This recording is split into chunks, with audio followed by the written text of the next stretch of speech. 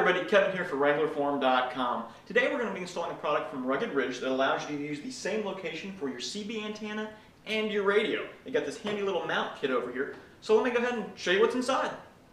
First and foremost, you've got your new mounting bracket right here. You've got your various cables and wires that you're going to need to go ahead and hook everything up. Some additional brackets and parts there. And then this here is where all the magic happens. This is the multiplexer. This allows the signal for both the radio and the CB to be sent to their respective components. And this goes, of course, inside the vehicle, and it has some mounting tabs so you can mount it very handily so it's out of the way and not interfering with anything. And that's really it. So we're going to go ahead and get started on the installation, and hopefully we'll have this up and running in just a few minutes. So as I mentioned, it's a pretty basic install, starting off with removing, of course, the stock antenna and mounting area. You'll need to go ahead and remove this cover plate, which can be done with a small screwdriver. Just insert the screwdriver into the little hole and then pop it out on each side. It does take a little bit of force to get it to release. And you can set that aside. You won't be needing it for anything. And then you've got the 3 bolts to remove, and we'll get those off pretty quick here. And once those are off, you'll need to pull the antenna wire out of the hole. And then you're going to look for the antenna back inside the Jeep in the glove box area. You'll need to remove the glove box, simply open it, and then push in on each side with a little bit of force. And the glove box will come right out. Once you get the glove box out of the way, you're going to look for this foam covered wire. That's the antenna wire. It's kind of hidden back in there. You might have to search around for it. And you'll know you have the right wire when you see the red and white connector. You will need to disconnect that and be able to pull the antenna out. There's also this pretty good grommet that's in the inner firewall or side panel. And there you can see the red and white. Next, we'll install the new antenna cable. That just simply goes through the outer and inner hole.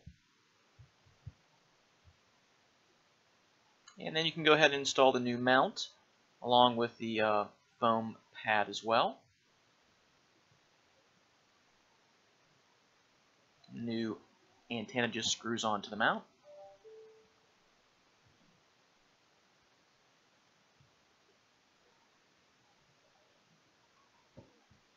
And then line up the holes between the mount and the body.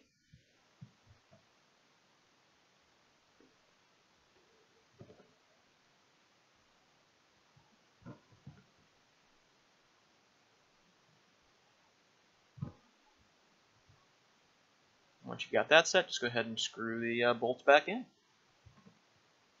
Now this is the multiplexer with all the cables hooked up. The antenna comes in at the bottom. And you get your CB and your AM/FM radio connections. That's for the CB right there. And then you can see it uses the same white and red connector to the antenna that we unhooked originally. And then inside on the firewall, you're going to see this grommet. We're going to go ahead and remove that. That's where you're going to mount the multiplexer. It includes a new nut to do that. And of course, you will need to run a ground wire over to the grounding screw over here as well. That is going to do it for this install. Went pretty well. Everything works great. The radio sounds good. The CB works well. Did make one minor change. When we were out testing the SWR, found that the original antenna we had mounted didn't work too well to get our readings down.